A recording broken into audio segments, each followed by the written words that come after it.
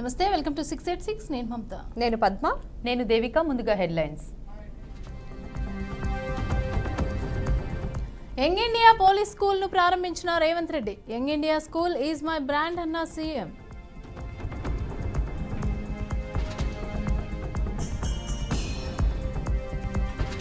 ఏపీలో red book రాజ్యాంగం నడుస్తుంది. 2.0 పాలనలో తానేంటో చూపిస్తానన్న మాజీ సీఎం జగన్.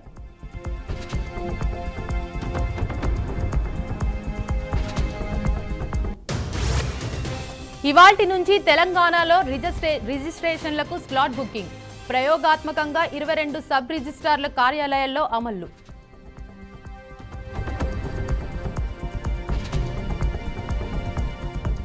తెలంగాణకు భూకంపం హెచ్చరికలు. హైదరాబాద్, వరంగల్ పై ప్రభావం ఉంటుందన్న ఎర్త్క్వేక్ సంస్థ.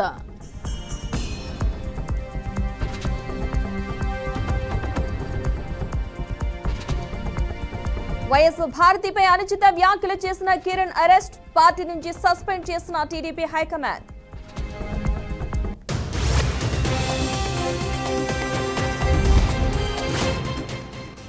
భారత్కు చేరుకున్న ముంబై దాడుల కీలక సూత్రధారి తహావూర్ రానాను విచారించనున్న ఎన్ఐఏ.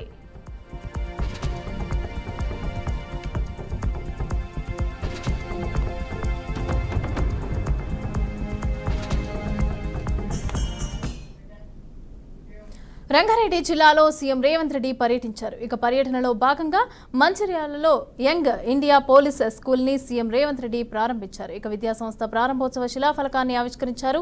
తరగతి గదులను, క్లాస్ రూముల్లో ఏర్పాటు చేసిన డిజిటల్ స్క్రీన్లను పరిశీలించారు. దేశ చరిత్రలో ఎంతో మంది ప్రధానులు, ముఖ్యమంత్రులు అయ్యారు. కానీ అందులో కొద్ది మంది మాత్రమే చరిత్రలో గుర్తుండిపోయారు అని తెలంగాణ సీఎం రేవంత్ రెడ్డి అన్నారు.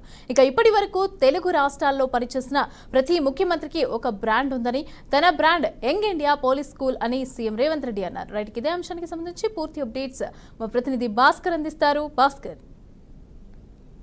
మమత, సీఎం రేవంత్ రెడ్డి రంగారెడ్డి జిల్లాలో పర్యటించారు. ఆ పర్యటనలో భాగంగా యంగ్ ఇండియా స్కూల్స్ మంచిర్యాలలో ఏర్పాటు చేసిన యంగ్ ఇండియా స్కూల్స్ని ప్రారంభించారు. స్క్రీన్ ఆవిష్కరించి అదేవిధంగా తరగతి గదులను అందించిన స్క్రీన్ మొత్తం, డిజిటల్ స్క్రీన్ మొత్తం పూర్తిగా పరిశీలించి ప్రతి క్లాస్ రూమ్ తిరిగి అక్కడ ఉన్నటువంటి మంచి చెడులు తెలుసుకుని ఆ మేనేజ్మెంట్ తోటి మాట్లాడి పిల్లలతో కూడా సరదాగా కాసేపు ముచ్చటించిన పరిస్థితి మనం చూస్తున్నాం.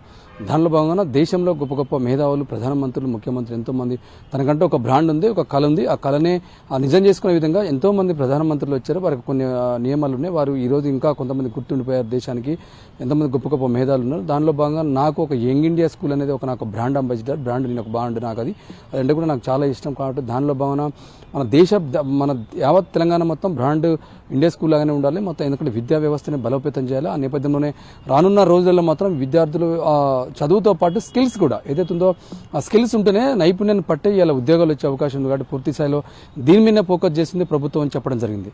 ఎందుకంటే ఇప్పటికే స్కిల్ యూనివర్సిటీకి సంబంధించి అనేక సందర్భాల్లో చెప్పిన పరిస్థితి, దాన్ని తెలంగాణకు తీసుకొచ్చిన పరిస్థితి, హైదరాబాద్లో ఓపెన్ కూడా చేసిన పరిస్థితి. దానిలో భావన ఇవాళ ఏ విద్యా వ్యవస్థ తీసుకొచ్చినా కూడా స్కూల్స్ కావచ్చు, కాలేజీలు కావచ్చు, ఆ విద్యార్థులు చదువుకోవడమే కాదు, దాంతోపాటు స్కిల్స్ డెవలప్మెంట్ చేసుకోవాలి. స్కిల్స్ ఆధారంగానే ప్రతిభని గుర్తించే ఉద్యోగాల అవకాశాలు ఉంటాయి. కాబట్టి ప్రతి ఒక్కరికి ఆ స్కిల్ని గుర్తించే విధంగా ఇలాంటి స్కూల్స్ ఏర్పాటు చేయాలి. దానిలో భాగంగా యంగ్ ఇండియా స్కూల్స్ని ప్రారంభించడం జరిగింది. చాలా సంతోషంగా ఉందని చెప్పి సీఎం రేవంత్ రెడ్డి తెలిపిన పరిస్థితి ఉంది. ఎందుకంటే దేశంలో కానీ రాష్ట్రంలో కానీ పెద్ద పెద్ద మేధావులు, గొప్ప పారిశ్రామికవేత్తలు కావచ్చు, ప్రధానమంత్రులు కావచ్చు, ముఖ్యమంత్రులు కావచ్చు, ఎవరైనా దానికి మూలం కారణం మొత్తం చదువు ఉండాలి. ఎడ్యుకేషన్ ఆధారంగానే ఇలా మంచి మనుగడ కావచ్చు, అభివృద్ధి కావచ్చు, అనేక సందర్భాల్లో దోహదపడుతుంది. కాబట్టి ముఖ్యంగా ప్రతి మనిషికి చదువు అనేది చాలా గొప్ప విషయం అని చెప్పి సీఎం రేవంత్ రెడ్డి చెప్పడం జరిగింది. దానిలో ఆ ప్రోగ్రాంలో డిప్యూటీ సీఎం బట్టి విక్రమార్క ఇంత కీలకమైన మంత్రులంతా పాల్గొన్న పరిస్థితి. దానిలో భాగంగా ఇప్పటికైతే విద్యా వ్యవస్థ మీద తెలంగాణ గవర్నమెంట్ ఒక ఫోకస్ చేస్తున్న పరిస్థితి. ఇప్పుడిప్పుడే ఇలా గవర్నమెంట్ స్కూల్స్ కూడా దానిపై కొంత డెవలప్మెంట్ దిశగా దానికి ఒక కమిటీలు వేసి ఆ విద్యా వ్యవస్థని బలోపేతం చేసే విధంగా చూస్తున్న పరిస్థితి ఉంది. దానిలో భాగంగా ఇలా యంగ్ ఇండియా స్కూల్స్ కూడా ఒక పార్ట్ ఉంది. అదేవిధంగా చూసుకుంటే విద్యా వ్యవస్థకు వస్తే ప్రధానంగా చూసుకుంటే ఇలా యూనివర్సిటీలు కూడా ఏదైతే యూనివర్సిటీలో పూర్తి స్థాయిలో వీసీలను నియమించిన పరిస్థితి, దానిపై ఫోకస్ చేసిన పరిస్థితి. గతంలో చూసుకుంటే నిర్వీర్యమైన పరిస్థితి. విద్యా వ్యవస్థ మొత్తం ప్రక్షాళన చేసి ఆ కొత్త వ్యవస్థను దాడిలో పెట్టే ప్రయత్నం అయితే ప్రభుత్వం చేస్తుంటే మనకు కనిపిస్తుంది. చూడాలి ఈ ప్రభుత్వం కూడా దాన్ని పూర్తి స్థాయిలో కంటిన్యూ చేస్తా, లేకపోతే విద్యా వ్యవస్థని గతంలో చేసినట్టు మళ్ళీ పక్కన పెట్టేసి అదొక అనేక సందర్భాల్లో చెప్తున్న పరిస్థితి. ఎందుకంటే ప్రైవేట్ స్కూల్స్కు ధీటుగా ప్రభుత్వ స్కూళ్ళు ఉండాలి. దానిలో భాగంగా పోటీ తత్వంతో విద్యని చెప్పాలి విద్యార్థులకు. ఎందుకంటే ప్రైవేట్ స్కూల్స్లలో లక్షల రూపాయలు పెట్టి చదివించేటట్టు స్తోమత లేనటువంటి పేరెంట్స్ చాలా మంది ఉన్న పరిస్థితి. దాని మనం చూస్తే ప్రైవేటు విద్యకు ధీటుగా గవర్నమెంట్ విద్య కూడా చేయాలంటే ప్రభుత్వం దానిపైన ఫోకస్ చేయాలి. ఈ సీఎం రేవంత్ కూడా అలా చేయాలని చెప్పేసి అయితే చాలా మంది కూడా డిమాండ్ చేస్తున్న పరిస్థితి ఉంది Mamata. Right, thank you Bhaskar. ఇక తాడేపల్లిలోని వైసీపీ కేంద్ర కార్యాలయంలో ఉమ్మడి కర్నూలు జిల్లా నేతలతో వైసీపీ అధినేత వైఎస్ జగన్ సమీక్ష సమావేశాన్ని నిర్వహించారు. సమావేశానికి హాజరైన ఉమ్మడి కర్నూలు జిల్లాకు సంబంధించిన ముఖ్య నేతలు, ప్రజాప్రతినిధులు దిశానిర్దేశం చేశారు జగన్. ఇక మంచి చేశాం కాబట్టి ఇవాళ వైసీపీ నేతలు గర్వంగా ప్రజల్లోకి వెళ్లగలుగుతున్నారని జగన్ అన్నారు. వైసీపీకి మొదటి బీజం కర్నూలు జిల్లా నల్ల కాలువలోనే పడిందన్నారు. కేవలం ఇచ్చిన మాట కోసం ఎందాకైనా వెళ్లామన్నారు జగన్. ఆ ప్రస్థానంలో వైసీపీ ఆవిర్భవించిందని గుర్తు చేశారు. ఖచ్చితంగా వైసీపీ ప్రభుత్వం మళ్లీ వస్తుందని, అప్పుడు దెబ్బకు దెబ్బ తీర్చుకుంటామని అన్నారు. రైట్, ఇదే అంశానికి సంబంధించిన పూర్తి సమాచారాన్ని మా ప్రతినిధి నాయుడు అందిస్తారు. నాయుడు, చెప్పండి. Thank you Padma. ఏదైతే వైసీపీ ఓటమి తర్వాత మళ్ళీ పునరుజ్జీవనం పోసుకునేందుకైతే కనుక చేస్తున్న ప్రయత్నాల్లో భాగంగా వైఎస్ జగన్మోహన్ రెడ్డి కర్నూలు జిల్లా, ఉమ్మడి కర్నూలు జిల్లా నేతలతో అయితే కనుక ఈరోజు సమావేశమయ్యారు. దీనిలో భాగంగా రానున్న రోజుల్లో ఖచ్చితంగా మళ్ళీ మనం ప్రభుత్వం ఏర్పాటు చేస్తాం, అప్పుడు మనం ఖచ్చితంగా ఇంత మనం రెట్టింపు మనం దీన్ని పూర్తి స్థాయిగా మనం నిలబడగలుగుతాం కూడా చెప్పడం జరిగింది. జగన్ 2.0 ఎలా ఉండబోతుందో కూడా ఇప్పటి నుంచి అందరికీ మనం రుచి చూపిద్దామంటూ కూడా జగన్ చేసిన వ్యాఖ్యల పట్ల అయితే మాత్రం వైసీపీ నేతలందరూ కూడా కొంత ఉత్తేజం పొందినట్టుగా కూడా మనకి కనిపిస్తూ ఉంది. ప్రధానంగా చూసుకున్నట్టయితే కనుక ఓటమి తరువాత జరిగినటువంటి పర్యవసానాలు అన్ని కూడా జగన్ ఒకటిగా నాయకులందరికీ కూడా చెప్పుకుంటూ వచ్చిన పరిస్థితి కూడా మనకి కనిపిస్తుంది. ప్రధానంగా గతంలో ఎంపీపీ ఎన్నికల్లో అయితే కనుక ఎంపీటీసీలను బెదిరించి ఏవైతే ఓటు పొందేందుకు చంద్రబాబు నాయుడు ప్రభుత్వం, కూటమి ప్రభుత్వం చేసినటువంటి కుయుక్తులన్నీ కూడా పారలేదని వైసీపీ నేతలందరూ కూడా ఒకే కట్టుబాటుగా ఉంటూ అందరూ కూడా ఒకే మాటపై ఉన్నారంటూ కూడా ఈయన ఒక ధీమాను అయితే వ్యక్తం చేసిన పరిస్థితి ఉంది. రానున్న రోజుల్లో కూడా ఇదే ధీమాను ప్రతి వైసీపీ నాయకుడు కావచ్చు, ప్రతి వైసీపీ కార్యకర్త ప్రతి ఒక్కరూ కూడా భుజం కలుపుతూ దీన్ని పార్టీని మరింత బలోపేతం చేయాలంటూ కూడా చెప్తున్నారు. అదే విధంగా చూస్తూ సంచలన వ్యాఖ్యలు కూడా మనం చేసిన పరిస్థితి కూడా మనకు కనిపిస్తుంది. ఉన్న ప్రభుత్వం అయితే పూర్తి స్థాయిలో కక్ష సాధింపుకు మాత్రమే చేస్తుంది తప్ప కనుక ఎటువంటి వాళ్ళు ఇచ్చిన వాగ్దానాలు నిలబెట్టుకున్న పరిస్థితి ఎక్కడా కనిపించడం లేదని అంటూ కూడా ఘాటు వ్యాఖ్యలు చేసిన పరిస్థితి కూడా మనకు కనిపిస్తుంది. ప్రధానంగా ఏవైతే ఎన్నికల్లో గెలవడానికి కావాల్సినటువంటి సూపర్ 6 హామీలను అయితే మాత్రం ఇది పూర్తి స్థాయిలో విస్మరించారంటూ కూడా వీళ్ళు చెబుతున్న పరిస్థితి మనకి కనిపిస్తుంది. ఈ నేపథ్యంలో చూసుకున్నట్టయితే కనుక ఉమ్మడి నేతలందరికీ కూడా వీరైతే కనుక పూర్తి స్థాయిలో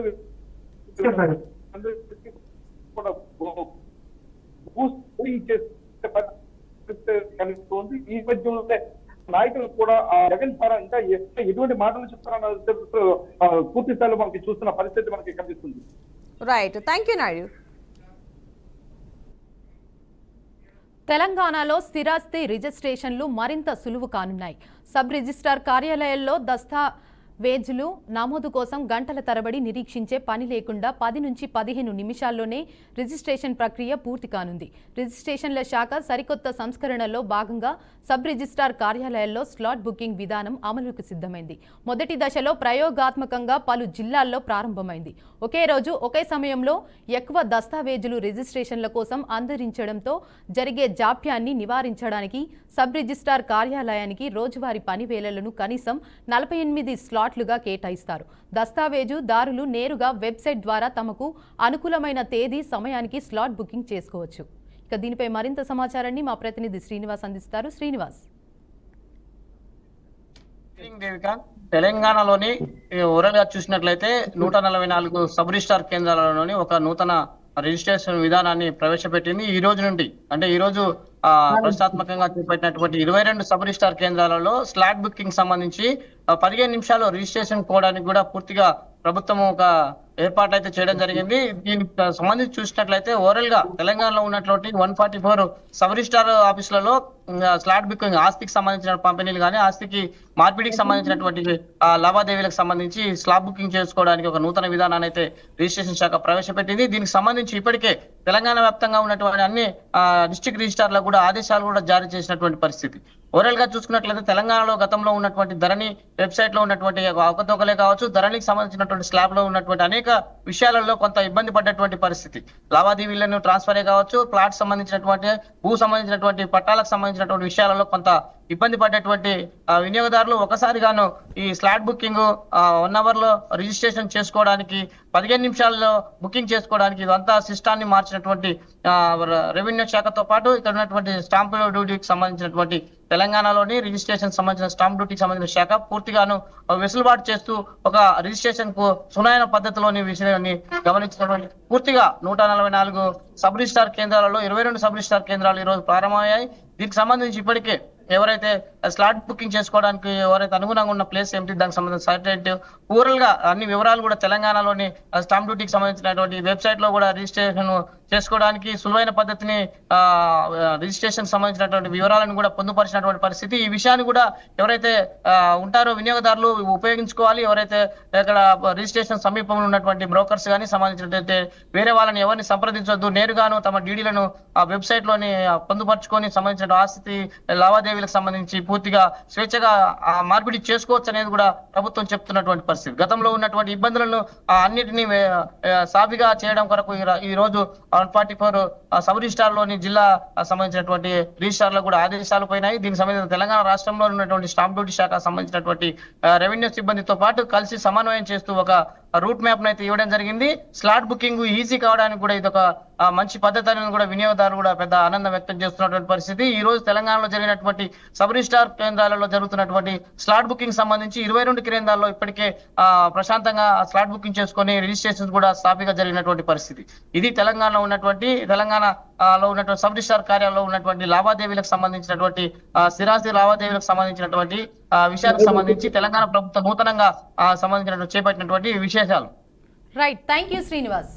ప్రపంచవ్యాప్తంగా భూకంపాలు సంభవిస్తున్నాయి. తాజాగా భూకంపాలతో పలు దేశాలు దద్దరిల్లాయి. అయితే తాజాగా ఈపీఐసి ఎర్త్క్వేక్ సంస్థ బాంబ్ పేల్చింది. త్వరలో తెలంగాణలో మళ్లీ భూకంపం రాబోతోందని హెచ్చరించింది.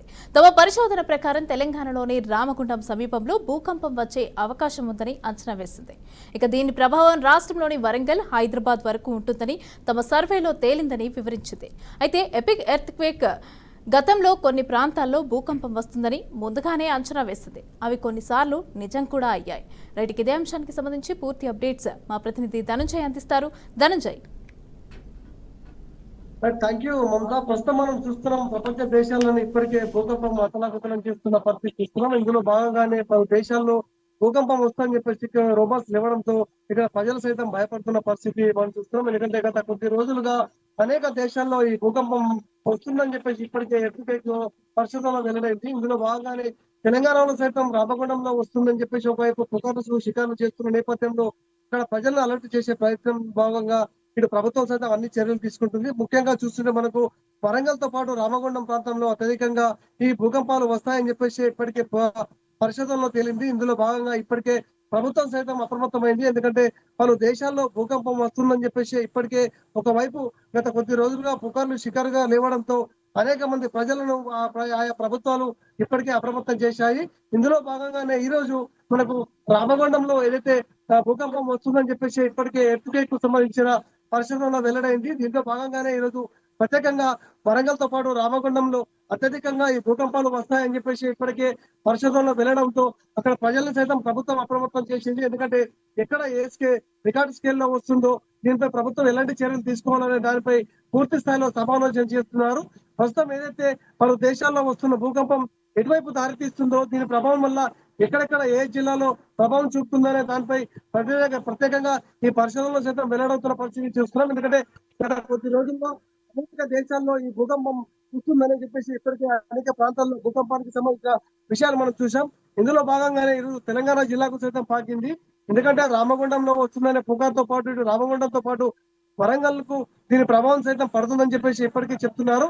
ఈ ప్రయత్నంలో భాగంగా ఇప్పటికే ప్రభుత్వాలు సైతం అలర్ట్ అయ్యాయి. ఎందుకంటే ఆయా జిల్లాల్లో భూకంపం బారిన పడకుండా ఎలాంటి సహాయక చర్యలు చేపట్టాలి, ఎలాంటి ఇబ్బందులు కలగకుండా ఏ ప్రాంతంలో ఎప్పుడు అలర్ట్ చేయాలనే దానిపై ఇప్పటికే ప్రత్యేకంగా సమాలోచనలు చేస్తున్నారు మమత. Thank you Dhananjay.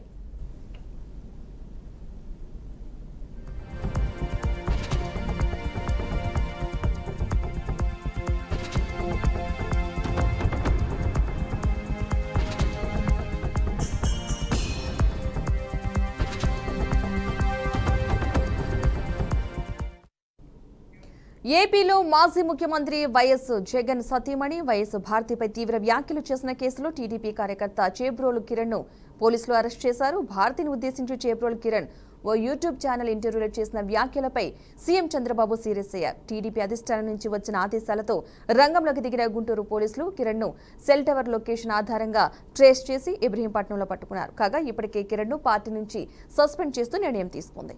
ఇదే అంశానికి సంబంధించిన పూర్తి సమాచారాన్ని మా ప్రతినిధి కుమార్ అందిస్తారు. Kumar, good evening. రామగిరిలో మాజీ ముఖ్యమంత్రి జగన్ పోలీసులపై చేసిన అనుచిత వ్యాఖ్యలకు కొందరు మంది యూట్యూబర్స్ అతిగా స్పందించారు. దాంట్లో భాగంగానే ఒక యూట్యూబ్ కి ఇంట్రెస్ట్ ఉన్నటువంటి చేబ్రోల్ కిరణ్ అనే టీడీపీ కార్యకర్త జగన్ సతీమణి భారతి పైన అసభ్యకరమైన వ్యాఖ్యలు చేశారు. దీనిపైన తెలుగుదేశం అధిష్టానం అలాగే తెలుగుదేశం అధినేత చంద్రబాబు నాయుడు చాలా సీరియస్ గా స్పందించాడు. చేబ్రోల్ కిరణ్ ని పార్టీ నుంచి సస్పెండ్ చేయటమే కాక ఇమీడియట్లీగా అంటే 24 hours బిలోనే అరెస్ట్ చేసేలాగా చర్యలు తీసుకున్నారు. కిరణ్ చేసిన వ్యాఖ్యలు మహిళల పట్ల అసభ్యకరంగా ఉన్నాయని చెప్పి చాలా మంది నెటిజన్లతో పాటు టీడీపీ స్పోక్ పర్సన్స్ కూడా అభ్యంతరం వ్యక్తం చేశారు. పార్టీ ఏదైనా మహిళలను కించపరుస్తూ మాట్లాడే వాళ్ళకి కఠిన శిక్షలు తప్పదనే ఒక హెచ్చరికను చంద్రబాబు నాయుడు అయితే ఈరోజు జారీ చేసినట్టు మనం అర్థం చేసుకోవచ్చు. అలాగే గతంలో భారతీపై కానీ లేదంటే టీడీపీ మహిళల పైన కూడా సోషల్ మీడియాలో చాలా అసభ్యకర పోస్టులు వచ్చినప్పుడు కూడా చంద్రబాబు నాయుడు గాని లోకేష్ గాని చాలా బాగా స్పందించారు. మహిళలను కించపరుస్తూ మాట్లాడితే ఊరుకోము, మహిళల పట్ల మేము చాలా సమకోభావంతో ఉంటాము, ఎవరైనా సరే మహిళలను కించపరిస్తే క్షమించే పని లేదని చెప్పి ఎలక్షన్స్ ముందర చెప్పినటువంటి పరిస్థితుల్లో ఎలక్షన్స్ అయిపోయిన 9 నెలల తర్వాత కూడా పోలీసులపై చేసిన వ్యాఖ్యలకు నిరసనగా పోలీసులపై వ్యాఖ్యలు చేసిన దానికి టీడీపీ స్పోక్స్ పర్సన్స్ అతిగా స్పందిస్తే ఏ విధంగా ఉంటుంది అనేది కూడా ఒక వార్నింగ్ రూపంలో టీడీపీ కార్యకర్తలకు టీడీపీ నాయకులకు ఇండైరెక్ట్ గా చంద్రబాబు నాయుడు చెప్పినటువంటి పరిస్థితి మనం గమనించవచ్చు. అలాగే స్పోక్స్ పర్సన్స్ కూడా మీరు మాట్లాడేటప్పుడు జాగ్రత్తగా మాట్లాడాలా, మహిళలను లాగొద్దు, అలాగే మీరు ఏదన్నా మాట్లాడేటప్పుడు అసభ్య పదజాలం కూడా వాడొద్దని చెప్పారు. కానీ ఇది లోస్థాయి కార్యకర్తలు తీసుకుంటే ఒక రకంగా ప్రజల్లోకి ఇంకో రకంగా ఉంటుందని అధినేతే డైరెక్ట్ గా దిగి పోలీసు వాళ్ళని సస్పెండ్ చేసిన తర్వాత పోలీసుల ద్వారా సెల్ టవర్ లొకేషన్ ద్వారా కిరణ్ అరెస్ట్ చేయించడం అయితే హర్షించదగ్గ పరిణామం. ఇలాంటి పరిణామాలతో సోషల్ మీడియాలో వస్తున్నటువంటి ఆడవాళ్లపై వస్తున్నటువంటి ట్రోల్స్ ను ఆపేయవచ్చు.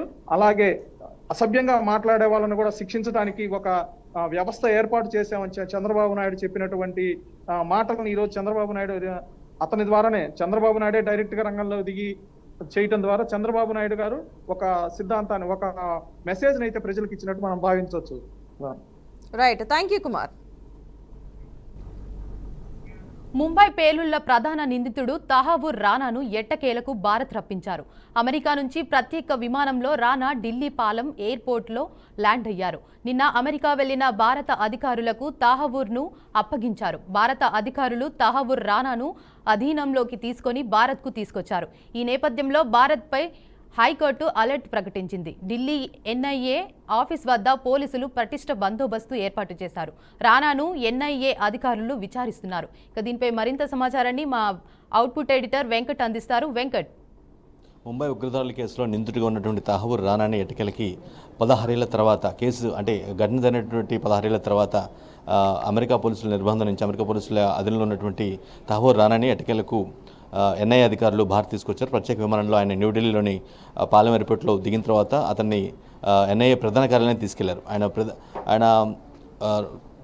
2008 నవంబర్ 20వ తారీఖు జరిగినటువంటి ముంబై వేదిక జరిగినటువంటి మారణ హోమంలో కీలక వ్యక్తిగా మనం భావించాల్సిన అవసరం ఉంది. ఎందుకంటే ఎవరైతే డేవిడ్ కోల్మన్ హెడ్లీతో పాటుగా అతనికి సహకరించిన అంటే ఆ దాడిలో మెయిన్గా డేవిడ్ హెడ్లీ అనే వ్యక్తి ఎవరైతే ఉన్నారో అతనికి పూర్తి స్థాయిలో సహకరించి అంటే అతనికి సంబంధించినటువంటి పాస్పోర్ట్ కావచ్చు లేదంటే వీసా ప్రాసెస్ సంబంధించి అన్నిటి కూడా ఈ తహవూర్ రానానే బాగా అంటే హెల్ప్ చేసి అతను ఇక్కడ రావడానికి అంటే భారత్ రావడానికి భారత్ వచ్చి ఆయా ప్రాంతాలు ఎక్కడైతే దాడికి అనువుగా ఉంటాయి అనే ప్రాంతాల మొత్తాన్ని కూడా తాజ్ హోటల్స్ కావచ్చు, నారిమన్ హౌస్ కావచ్చు, లియో కేఫ్ కావచ్చు, లేదంటే కామా హాస్పిటల్ కావచ్చు, ఈ విధంగా కొన్ని ఏరియాలను టార్గెట్ చేసి వాటన్నింటిని గుర్తించడంలో ఇతను సహకరించాడు. సో ఖచ్చితంగా ఇతను ప్రైమ్ అక్యూజ్డ్గా భావించిన నేపథ్యంలో 16 ఏళ్ల తర్వాత న్యాయ పోరాటం తర్వాత అతన్ని భారత్ తీసుకురావడానికి ఉన్నటువంటి న్యాయ అడ్డంకులు మొత్తం కూడా క్లియర్ చేసుకొని ఇందులో ఎన్ఐఏ కావచ్చు, రీసెర్చ్ అనాలిసిస్ వింగ్ రాగబట్టి ఈ రెండు దర్యాప్తు బృందాలు రెండు కూడా అక్కడ అమెరికాలో ఉన్నటువంటి కోర్ట్ ప్రొసీజర్ మొత్తం కూడా ఫాలోఅప్ చేస్తూ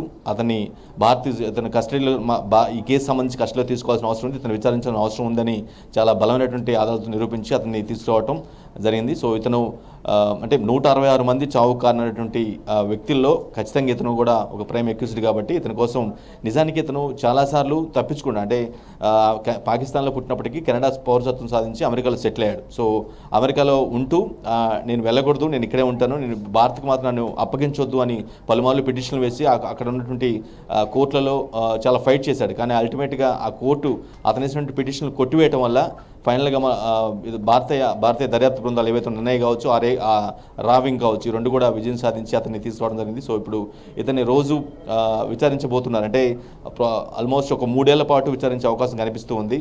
అసలు ఏ విధంగా ఇతను హెల్ప్ చేశాడు, ఎటువంటి అంటే ఎవరైతే 10 మంది చనిపోయిన టెర్రరిస్టులు ఎవరైతే ఉన్నారో ఆ 10 మందితో పాటుగా ఎవరైతే మౌలానా అనే ఒక మెయిన్ హ్యాండ్లర్ ఉన్నారో అతనితో ఉన్న సంబంధాలు ఏంటి, హెడ్లీని ఎప్పుడు కలిశాడు, ఎందుకు ఈ విధంగా చేయాల్సి వచ్చింది, ఇవన్నీ అంశాలు కూడా అడగటానికి ఎన్ఐఏ సిద్ధమైపోయింది. ఈ కేసుని కోర్టులో వాదించడం కోసం ఇతని నేరారోపణ నిరూపించడం కోసం కేంద్రం కూడా ఒక వ్యక్తిని నియమించడం జరిగింది, ఒక ఫేమస్ లాయర్ని కూడా నియమించడం జరిగింది. సో అతను దాదాపు 3 ఏళ్ల పాటు ఈ కేసుని విచారించే అవకాశం కనిపిస్తుంది. ఈ లోపల ఎన్ఐఏ సంబంధించిన అధికారులు అందరూ కూడా అంటే ఆ మెయిన్ కీలక వ్యక్తులు ఏదైతే దర్యాప్తు బృందం ఏదైతే ఉందో ఆ దర్యాప్తు బృందం ఈ తహ్వీర్ రానాని మోర్ డీటెయిల్స్ కోసం ఎక్కువ ఇన్ఫర్మేషన్ తీసుకోవడం, ఆ నేరారోపణని దృఢపరచడం కోసం విచారించే అవకాశం కనిపిస్తుంది.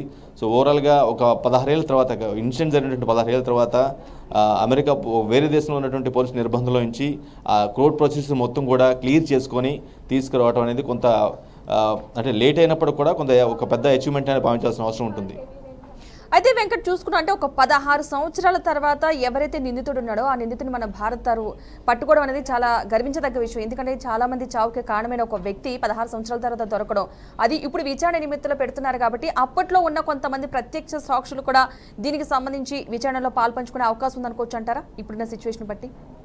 ఖచ్చితంగా దాని రిలేటెడ్గా ఉన్నటువంటి ప్రతి అంశాన్ని కూడా ఎన్ఐఏ దర్యాప్తు బృందం విచారణకు పిలవటం కానీ దాని నుంచి పూర్తిగా ఆధారాలు సేకరించడం కానీ ఇవన్నీ కూడా ఖచ్చితంగా చేస్తారు. అఫ్కోర్స్ అందులో కొంతమంది ఎవరైతే ప్రత్యక్ష సాక్షులు ఎవరైతే ఉన్నారో కొంతమంది ఆ ఇన్సిడెంట్కి సంబంధించి వాళ్ళని పిలుస్తారు, ఇతను ఇచ్చినటువంటి స్టేట్మెంట్తో బేరీజ్ వేసుకుంటారు. ఇంకా కొంతమంది ఎవరైతే అధికార ప్రతినిధులు అంటే విదేశీ వ్యవహారాలకు సంబంధించి, ఎందుకంటే చాలా అంటే ఇంటర్నల్గా జరిగినటువంటి కేసు కాబట్టి ఇది చాలా గోప్యంగా ఉంచి చాలా గోప్యంగా జరిపించారు కాబట్టి యాక్టివిటీ నడిపించారు కాబట్టి ఆ సంబంధం ఉన్నటువంటి వ్యక్తులందరినీ కూడా పిలిచి ఇతని స్టేట్మెంట్తో కొరబరేట్ చేసి అంటే ఈక్వల్ చేసి అంటే సరిగా ఉందా లేదా అని చెప్పేది నిజమా కాదనేది ఈ అంశాలు మొత్తం కూడా A to Z pin to pin, ఎందుకంటే ఇది పోటా యాక్ట్ సంబంధించింది టెర్రరిజం కేసు కాబట్టి ఇప్పటికే దానికి సంబంధించిన ఎవరైతే డేవిడ్ కోల్మెన్ హెడ్లీ అనే ఎవరైతే ఉన్నారో అమెరికా పౌరసత్వంతో ఉన్నటువంటి పాకిస్తాన్ చెందినటువంటి ఎవరైతే డేవిడ్ కోల్మెన్ హెడ్లీ ఉన్నారో ఆయన 35 సంవత్సరాల సెంటెన్స్ని అమెరికా జైల్లో అనుభవిస్తూ ఉన్నాడు. సో దానికి లింకప్గా అతనికి సహకరించిన వ్యక్తి ఈ తహ్వీర్ రానా.